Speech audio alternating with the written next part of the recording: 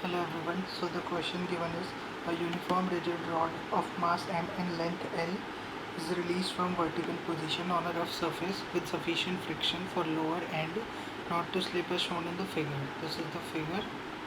When rod makes angle 60 degree with vertical, then the solution is delta k plus delta u equals to 0. Half of t naught into omega square equals to minus of delta u. Half ml square by 3 into omega square equals to minus mg into L by 4. Therefore omega equals to under root of 3g by u.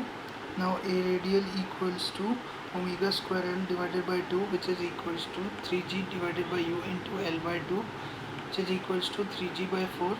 Now tau equals to I naught into alpha, for alpha equals to mg L by 2 sin 60 degree divided by L square, which is equals to 3 root 3g divided by 4n.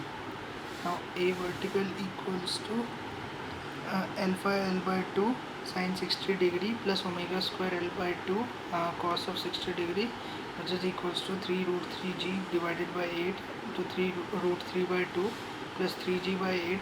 Now mg minus n equals to m into a vertical, n equals to mg divided by 16.